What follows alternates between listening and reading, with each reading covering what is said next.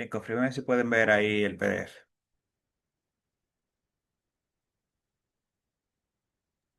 Sí, maestro, se ve.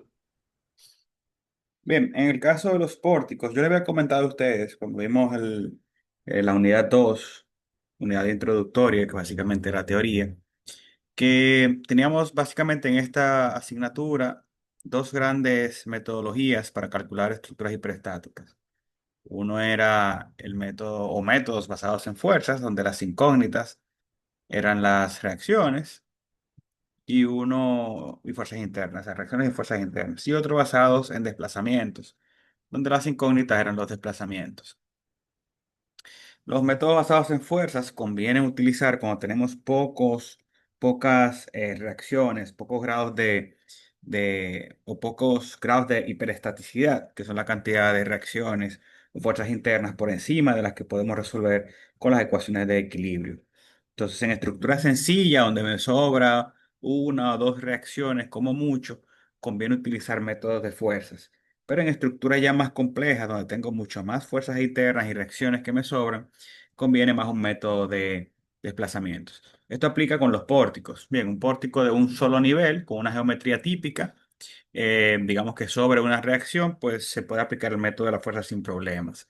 Pero ya un pórtico de varios niveles, donde ya se involucran un sinnúmero importante de fuerzas internas por cada nivel y las uniones rígidas que tenemos en los pórticos, pues conviene ya más un método basado en deflexiones, como lo que vamos a ver más adelante, como el método dependiente de flexión o el método de distribución de momento o Hardy-Cross o algún método de rigidez matricial. Entonces, en el caso de los pórticos, cuando tenemos solamente una o dos reacciones como mucho que nos sobran, pórticos de un solo nivel, sí conviene aplicar el método de la fuerza. Por eso el ejemplo que vamos a ver es este, de un solo nivel. Bien, entonces en el pórtico que se muestra, nos dicen que está soportando una cubierta de un puente. Nos dicen que EI, módulo de elasticidad y momento de inercia, es constante para los tres elementos, tanto para las columnas como para las vigas, y que determinemos las reacciones de los soportes. Si se fijan, aquí tengo cuatro reacciones, por lo que me sobra una sola reacción, que es lo que comentábamos ahorita. Bien, este tipo de estructuras de pórticos, si siempre que sean de un nivel y me sobre una o dos reacciones como mucho, pues conviene aplicar el método de la fuerza. Entonces, en este caso se selecciona una de las cuatro como redundante, si recuerdan de la clase pasada. En este caso se selecciona la reacción de X como redundante.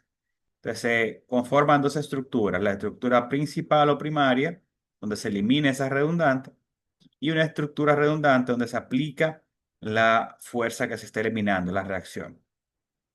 Bien, como yo no conozco esta reacción, digamos que el efecto de esa reacción o el desplazamiento que va a causar va a ser igual a la reacción por ¿verdad? Su valor por este coeficiente FA, que ya saben que este coeficiente se obtiene al sustituir o asumir esta reacción como la unidad, con un valor unitario, yo consigo ese coeficiente y ya luego cuando consiga la reacción, si multiplico por ese coeficiente, pues tendría la verdadera deformada. Entonces, estructura primaria, simplemente la geometría de la estructura, bien, eliminando las fuerzas redundantes. Y estructura redundante donde aplico solamente y única y exclusivamente la carga de la reacción que yo eliminé. Fíjense que aquí no hay ninguna otra carga como en la estructura primaria.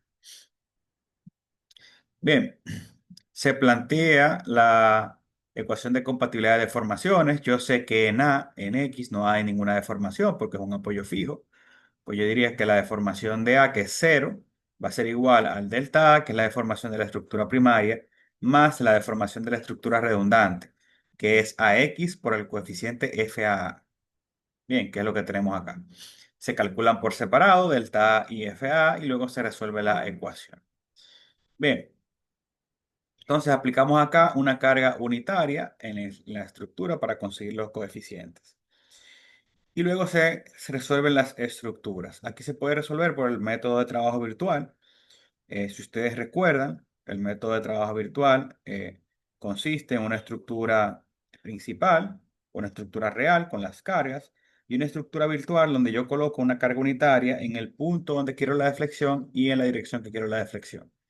Bien, por lo que en este caso, por ejemplo, vamos a calcular primero el delta A, que es de la estructura primaria, que es una deflexión horizontal en el punto A.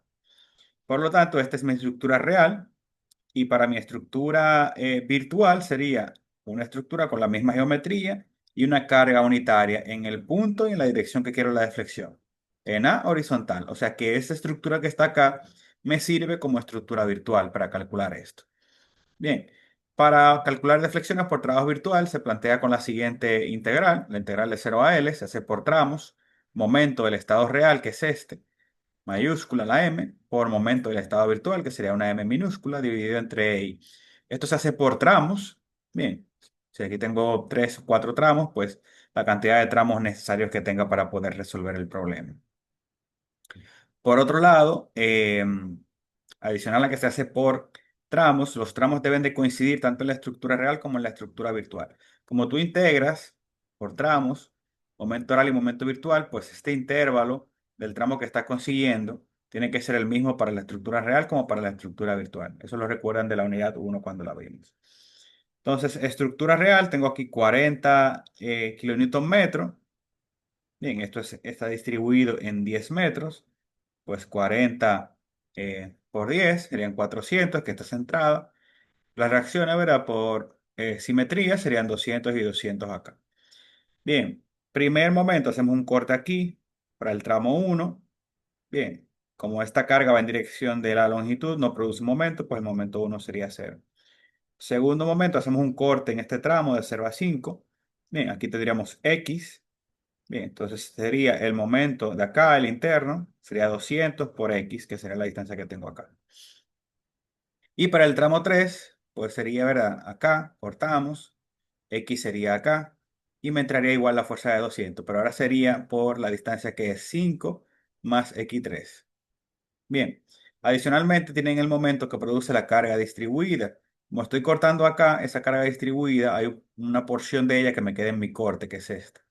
Se concentra, que sería 40 por X3, ¿verdad? 40 X3, y estaría ubicada a la mitad de la base, a X3 sobre 2. Pues aquí tenemos 40 X3 por X3 sobre 2 como el momento de la fuerza de 40 que tenemos ahí. Bien, despejamos acá y tenemos nuestra ecuación de M3. Eso del lado de la estructura real. Del lado de la estructura virtual, bien, tenemos la carga unitaria en esta dirección. Pues si cortamos acá, esta carga sí produce momento, sería 1 por X. Cuando cortamos acá, también produce momento, pero sería 1 por la distancia vertical que tenemos acá, que es 5. Bien, y para el M3 también sería 1 por 5. Como ya tenemos todos los momentos de la estructura real y de la estructura virtual, podríamos aplicar ya las integrales. Fíjense que como el pórtico es simétrico, bien, yo solamente hice 3 cortes de la mitad, pero por simetría, si hacemos un corte 4 acá, un corte 5 acá y un corte 6 acá, me daría lo mismo. Bien, entonces por eso se hace solamente la mitad y ya luego en la integral lo que van a hacer es que multiplican por 2 cada uno de los tramos y con eso ya tienen, digamos que la resultante total de la estructura. Bien, porque es el mismo corte básicamente, la misma ecuación que les va a dar. Bien, entonces vamos por tramos. Tramo 1, bien, momento real por momento virtual. Bien, 0 por 1x1. Esto sería, ¿verdad? Multiplicado por 2 por lo que le digo, por simetría. De 0 a 5, que es la altura de esto de acá. Para el corte 2, momento real por momento virtual, 200x por menos 5, que es lo que tenemos acá. Y para el corte 3, pasan de acá por menos 5 y la tenemos acá. Simplemente se integra, recuerden que son integrales simples, donde simplemente hay que sumarle un número al exponente y dividirlo entre ese mismo número. Son integrales bastante sencillos. Evalúan acá en los dos intervalos y luego simplifican. Y tendrían aquí ya la deformación. 91.667.7 sobre EI. Esto para el delta A, que es del estado o de la estructura principal. O sea, de la ecuación que tenemos acá ya tenemos a delta A. Nos faltaría este coeficiente. Recuerden que ese coeficiente se obtiene al yo colocar una carga unitaria en la reacción a X que tenemos acá. O sea que mi estructura redundante para el coeficiente de flexibilidad sería esta misma que está acá. Bien, sería mi estructura primaria. Estructura real para el método de trabajo virtual. ¿Y cuál sería una estructura virtual? Bueno, la geometría de ella con una carga unitaria en el punto de la deflexión y en la dirección que quiero la deflexión. Entonces, ¿qué pasa con este método cuando uso trabajo virtual? De que esta estructura, que ahora es mi estructura real para yo calcular mi coeficiente, también es mi estructura virtual. Porque verá, yo conseguí esta para los coeficientes haciendo igual a la unidad a la reacción a X. Pero mi estructura virtual, bien, por el método de trabajo virtual, es la geometría de la estructura con una carga unitaria donde quiero la deflexión, bien, en la dirección que la quiero y en el punto que la quiero. Es decir, que esta estructura, que es mi estructura redundante, a la vez se me convierte en mi estructura virtual para el método. O sea que los momentos reales serán los de esta estructura y los momentos virtuales también los de esta estructura. Por eso, cuando calculo ese coeficiente de flexibilidad, simplemente es elevar al cuadrado los momentos de acá, porque ella misma es la estructura real y es la estructura virtual. Ustedes se fijan acá, en cada intervalo sería momento virtual por momento virtual al cuadrado. Bien, o sea, este por este, m1 por m1, ¿verdad? Me queda m1 al cuadrado, m2 por m2, m2 al cuadrado, y m3 por m3, m3 al cuadrado. Y todos se multiplican por 2 por lo que le comenté. Solo estamos haciendo la mitad del pórtico. Pues para la otra mitad, como es simétrico, se multiplica simplemente por 2. Y así obtendríamos nuestro coeficiente de flexibilidad, que es este que está acá. Una vez conocido el coeficiente de flexibilidad y la deflexión aquí de A de la estructura primaria, podemos plantear esta ecuación. Bien, delta A, que es lo que tenemos acá, más AX por el coeficiente de flexibilidad. Como Y es constante, se mantiene acá y ya se despeja. Bien, pasamos este para acá positivo, dividiendo entre 583,33 y tenemos nuestra reacción AX. Ya con la reacción AX, ya la estructura se vuelve isostática. Bien, suma de Fx, consigo esto de acá y ya teníamos las reacciones de Y, porque esto es simétrico básicamente. Y ya tendríamos el pórtico de manera resuelta.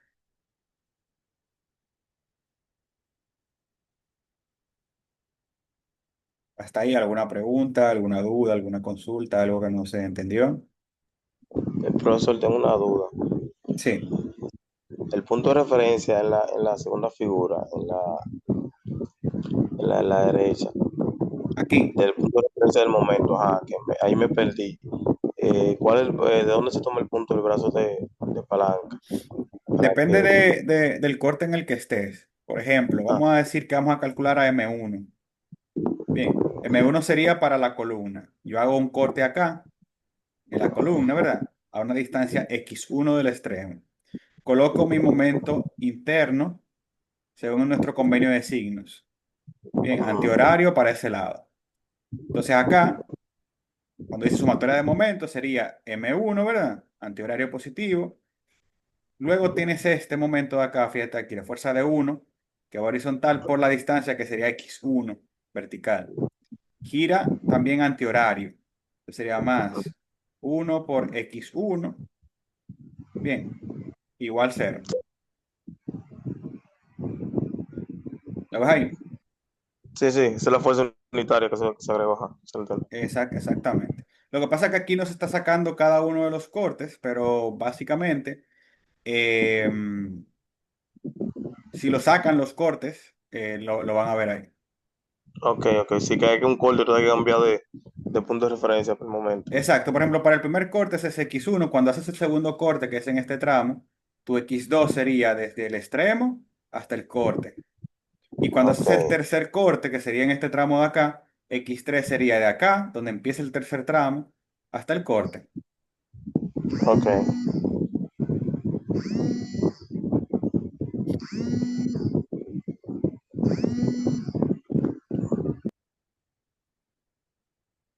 Sí, Juan Daniel. Buenas noches, maestro. Buenas ¿Podemos ir a noches. la presentación que teníamos? Pero yo tengo dos dudas. Una, ¿de dónde salió el 200? Y dos, ¿cuál es el criterio que debemos tomar para los cortes? Bueno, el 200, si te fijas acá, como la estructura es simétrica, esto mide 10. Vamos a verlo un poco más atrás. Esto mide 10, ¿verdad? Entonces la carga concentrada sería 40 por 10, sería 400. Cuando la estructura es simétrica como esta, o sea que si tú la divides en dos es exactamente igual, pues simplemente tú divides la carga vertical en dos y tendrías 200 y 200. Lo podrías hacer también si quieres hacer sumatoria de momento en A, por ejemplo. Tendrías 400 por 10, 5 y 5, ¿verdad? Y RB por 20. Entonces, cuando tienes 400 por 10 y RB por 20, cuando lo divides, vas a ver que RA te va a dar, perdón, RB te va a dar 200. Pero cuando sea simétrica la estructura, simplemente puedes dividir mitad y mitad. Bien, la primera pregunta. Muy bien, gracias. Bien, la Ajá, segunda, con gracias. respecto a los cortes se hacen según tú tengas algún cambio de comportamiento en la estructura. Esos cambios de comportamiento son productos por, uno, reacciones, dos, cargas puntuales, cargas distribuidas o cambios de dirección en la estructura. Por ejemplo, si yo veo la estructura que voy de izquierda a derecha, empiezo por acá. Tengo un primer tramo, el tramo A, vamos a llamar esto C, D, E y F, porque aquí llamaron esto B. El tramo AC, bien, tengo un tramo que no hay ningún cambio en él. O sea que con un solo corte que yo haga aquí, como el corte uno, puedo conocer el comportamiento del tramo AC. Inmediatamente llego a C, la estructura tiene un cambio de dirección. Por lo tanto, el comportamiento de C a D es diferente al de A a C, porque hay un cambio de dirección. Inmediatamente pasa esto, tengo que hacer un corte nuevamente aquí, en 2. Bien, cuando llego a D, ¿verdad? C a D se mantiene constante, no hay ningún cambio, pero en D hay una carga distribuida que empieza. Por lo tanto, esto también me rige un tramo para yo tener el comportamiento de D a E. En E se acaba esa carga distribuida, por lo que tendría que tener nuevamente otro corte para el comportamiento de E a F, y en F tengo un cambio de dirección y otro corte para el comportamiento de F a B. Siempre que hayan cambios, ya sea por una reacción, por una carga puntual. Si aquí, por ejemplo, hubiese habido una carga puntual a la mitad, pues habría que hacer un corte antes y un corte después de la carga puntual, porque te cambia el comportamiento eso. Bien, en este ejercicio lo que hicimos fueron tres cortes. Uno acá, y esto lo dividimos en dos, por simetría. A la mitad hicimos uno acá. Para así, cuando yo haga la integral, poder multiplicar cada uno de ellos por dos y tener acá, acá y acá. Y tenemos ya el comportamiento total. El que no lo quiere hacer por simetría, pues tendría que hacer cinco cortes. Como vimos ahí, uno acá, uno de este tramo global y este. Bien, este sería igual a este de acá y este sería igual a este de acá. O si la figura no es simétrica, profesor, tendrán que hacer como quiera todos los cortes. Exacto, si la figura no es simétrica, tienen que hacer todos los cortes. Pero la idea es esa, la idea es que siempre que haya un cambio de comportamiento en la estructura, hay que hacer un corte, porque lo que tú vas a obtener de ese corte es la ecuación de momento, del comportamiento del momento, y eso cambia por si hay una reacción, si hay una carga puntual, si hay una carga distribuida, si hay un cambio de dirección. Por ejemplo, en ese cambio de dirección, si tienes una carga acá, que es lo que pasa en este ejercicio, para el primer corte no hay momento porque esa carga pasa por el centro, por el punto de momento. Pero aquí, sin tener ninguna carga adicional, simplemente cambiamos de dirección y hacemos un corte acá, ya si esa carga produce un momento por esta distancia. Bien, entonces por eso cuando hay un cambio de dirección también hay que hacer un corte adicional. Siempre que tú tengas algo que te cambie el comportamiento de la estructura o que te influya en el comportamiento de la estructura, tienes que hacer un corte. Para con eso tener una ecuación de momento de ese tramo en particular y poder conocer su comportamiento. Maestro, pero yo he notado que usted hace un corte previo al cambio y posterior al cambio. Por ejemplo, cuando cambiamos de dirección, usted hizo un corte previo al cambio de dirección e hizo un corte post el cambio de dirección. Sí, Entonces, así, el criterio es ese, hay que hacerlo antes y después. sí, ese es el criterio. Lo que pasa es que se te solapan. Por ejemplo, es antes y después de una reacción, antes y después de un cambio de dirección, antes y después de una carga puntual, antes y después de una carga distribuida. Pero ¿qué pasa? Por ejemplo, empiezo por acá. Antes y después de una reacción. Antes no hay estructura, ese no va. Después, corte uno. Antes y después de un cambio de dirección. Antes ya lo hice, que es el corte uno. Después, corte 2. Bien, se me va solapando. antes y después de que empiece una carga distribuida. Bueno, el de antes ya lo tengo hecho, que es el corte 2, pero solamente me toca el después. O sea, el criterio es ese, pero se te van a ir solapando. O sea, el de antes y después se te van solapando con una cosa y con otra. Pero sí es antes y después de cada cosa que te produzca un cambio. Perfecto, gracias, maestro. Bien, perfecto. Entonces seguimos. Vamos a ver ahora lo que nos faltó, que es el análisis ahora de armaduras. Puede ser. Recuerden que al igual que los pórticos o vigas, tenemos armaduras que son hiperestáticas, donde la cantidad de incógnitas son más que las de ecuaciones disponibles. Recuerden que en armadura tenemos básicamente dos ecuaciones por cada nodo, porque las analizamos por puntos, por nodos. Son barras rectas interconectadas, solamente con fuerza axial. Y cuando aislamos los nodos, que son un punto, solo tenemos suma de Fx y suma de Fy. Entonces, básicamente, en una armadura lo que yo comparo es la cantidad de fuerzas internas, que son la cantidad de barras. Como cada barra tiene una fuerza axial, pues cada barra tiene una sola fuerza interna. Y las reacciones que tenga la armadura. Bien, eso lo comparo con la cantidad de nodos que tengo disponibles por 2, porque tengo dos ecuaciones de equilibrio por cada una de los nodos. Entonces, hay armaduras que si la cantidad de incógnitas me da mayor que la cantidad de ecuaciones, pues es hiperestática y se puede aplicar este método. Bien, ¿ustedes recuerdan cómo se aplica, cómo se calculan deflexiones en armadura de su curso de análisis estructural 1? Es bastante sencillo. Bien, es mediante una tabla que se hace donde se calculan las fuerzas axiales de cada una de las barras, igual por el método de trabajo virtual o segundo teorema de Castiliano, y luego se hace una multiplicación. En vez de una integral como hicimos anteriormente, se hace una multiplicación. Vamos a verlo más adelante. Por ejemplo, acá nos dicen que determinemos la fuerza del elemento AC de la armadura mostrada. Dicen que AE, área y módulo de elasticidad es igual para todos los elementos. Esta armadura es hiperestática, tiene una barra de más. Y nos están pidiendo la barra AC. Recuerden que siempre podemos elegir como redundante cualquier incógnita, pero en este caso particular, si me piden la barra AC, pues elegimos la barra AC. Bien, así la conseguimos de una vez. Entonces, ¿cómo hacemos el planteamiento? De manera igual. Para la estructura primaria, lo que hacíamos era eliminar esas redundantes. En el caso de una armadura, que son barras unidas por nodos, donde tengo solamente fuerza axial, si tú a esa barra la cortas, pues básicamente eliminas la fuerza axial, no hay ninguna fuerza en ella. Bien, entonces lo que se hace es, se simula que se corta esa barra, por lo tanto no tengo ninguna fuerza axial en ella. Bien, como mi estructura primaria. Y en la estructura secundaria, pues aplico la fuerza axial de la barra, FAC. Bien, y lo mismo, para el desplazamiento que voy a obtener acá, sería igual al coeficiente de flexibilidad por la fuerza FAC, que es la fuerza axial. Y ese coeficiente de flexibilidad igual lo voy a obtener haciendo una fuerza unitaria, la fuerza que estoy eliminando aquí de la redundante. Bien, entonces delta A por acá y acá el desplazamiento o la deformación sería la fuerza axial por el coeficiente de flexibilidad.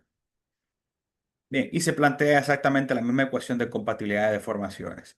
Yo sé que la deformación es cero en esta barra, pero va a ser igual al delta A de la estructura primaria más FAC por el coeficiente de flexibilidad de la estructura redundante, que es lo que tenemos acá.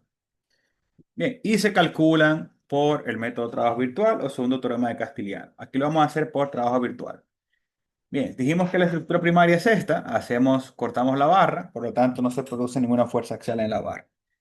Y simplemente se resuelve la estructura. Ustedes saben que básicamente esto es bastante sencillo por el método de nodos. Usted va aislando cada nodo y aplica suma de Fx y suma de Fy. Bien, y va avanzando de nodo en nodo, va consiguiendo todas las fuerzas axiales. Para este ejemplo no lo vamos a hacer porque es algo bastante básico. Bien, simplemente le vamos a colocar aquí las fuerzas axiales de cada una de las barras. Entonces se realiza esta estructura primaria por separado y se calcula la fuerza axial de todas las barras. Recuerden que esta barra, como la cortamos, va a dar cero. Bien. Luego se hace la estructura redundante. Se aplica aquí una carga unitaria, recuerden, de la fuerza axial. Colocamos una carga unitaria. Igual se calculan las fuerzas axiales de todas las barras. Entonces, si recuerdan del método de trabajo virtual cuando se aplica armadura, La forma de yo calcular una deformación, una deflexión en armadura, es igual colocando una carga unitaria en el punto que quiero la deflexión y en la dirección que quiero la deflexión. Se analiza la estructura principal por separado y la estructura con la carga unitaria se llama estructura virtual, que también se hace por separado. Y en vez de aplicar una integral, se aplica esta ecuación que tengo acá. Es la sumatoria porque se aplica para cada una de las barras del axial que obtengo en la estructura virtual por el axial que obtengo en la estructura real por la longitud de la barra dividido entre AE. Bien, eso se hace para cada una de las barras. Por ejemplo, 400 por 0,8 por la longitud que tiene esa barra entre AE más 300 por menos 0,6. Bien, y se aplica a todas las barras. Bien, se hace la sumatoria y con esto consigo ya la deflexión. Para el coeficiente de flexibilidad de acá, que es la deflexión de esto, pues pasa lo mismo que pasaba con el pórtico. Mi estructura real sería esta, que es donde estoy calculando la deflexión. Y mi estructura virtual es una estructura con una carga unitaria en el punto que quiero la deflexión. Pues sería ella misma. Entonces, para calcular el coeficiente de flexibilidad, esta que está acá se convierte en mi estructura real y en mi estructura virtual. Por lo tanto, esta ecuación que tenemos acá, donde era axial virtual por axial real por longitud, simplemente sería axial virtual por axial virtual, que sería axial virtual al cuadrado, por la longitud entre AE. Es bastante sencillo. En vez de aplicar la integral, se aplica esto de acá. Y con esto conseguimos el coeficiente de flexibilidad, que es este que está acá. Una vez conocido el coeficiente de flexibilidad y conocido aquí la deflexión de AC, se plantea la ecuación de compatibilidad de deformaciones que tenemos acá. Bien, 0 igual a delta AC por la fuerza axial de FAC por el coeficiente de flexibilidad, que es lo que tenemos acá. Y despejando ya tenemos ahí a nuestra fuerza AC. En este caso, si nos da positiva, quiere decir que va en el sentido que asumimos la fuerza unitaria, que es esta que está acá. La asumimos en tensión, tensionando la barra. Si no hubiese dado negativa, quiere decir que va en sentido contrario, en compresión, comprimiendo la barra. Bien, ¿alguna pregunta?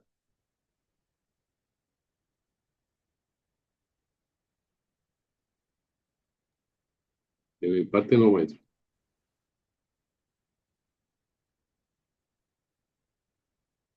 Fíjense que la diferencia cuando se analiza un pórtico por el método de trabajo virtual a una armadura es que no se aplica una integral, simplemente se hace la multiplicación de los axiales por la longitud y se divide entre AE, se hace para cada una de las barras. Y pasa lo mismo que en pórtico, que cuando calculo el coeficiente de flexibilidad, esta estructura se convierte en mi estructura real y mi estructura virtual.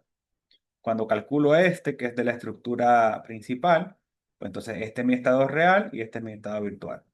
Bien. Para delta AC, estado real, estado virtual. Para el FAC, que es el coeficiente de flexibilidad, estado real y ella misma el estado virtual.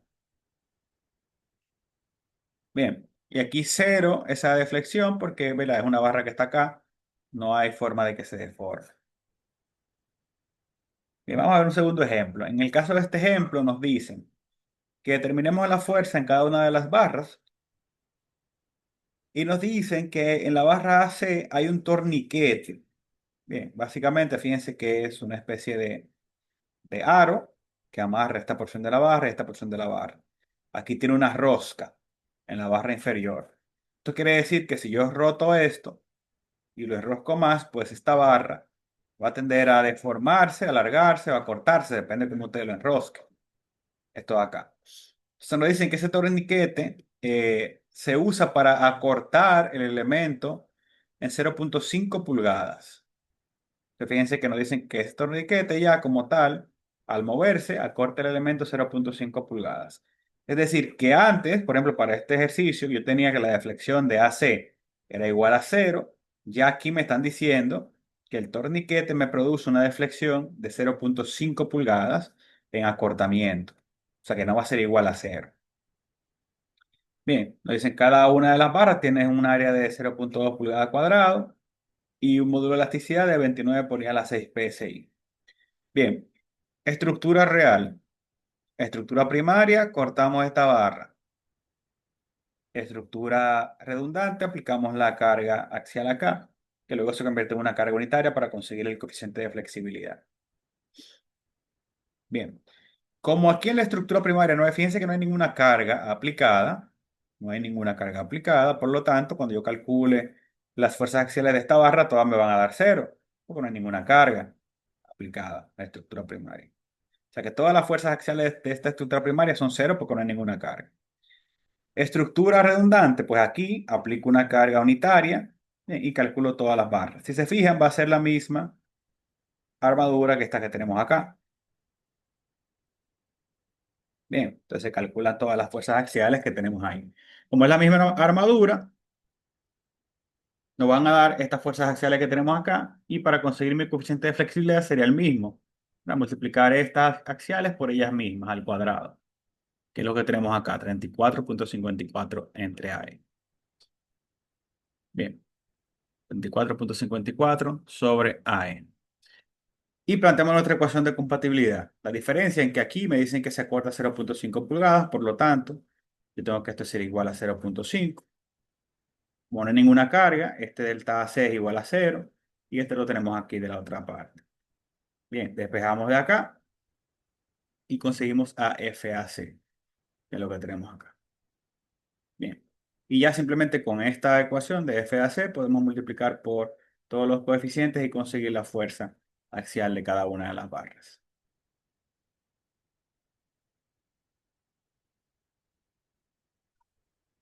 Bien, preguntas, dudas.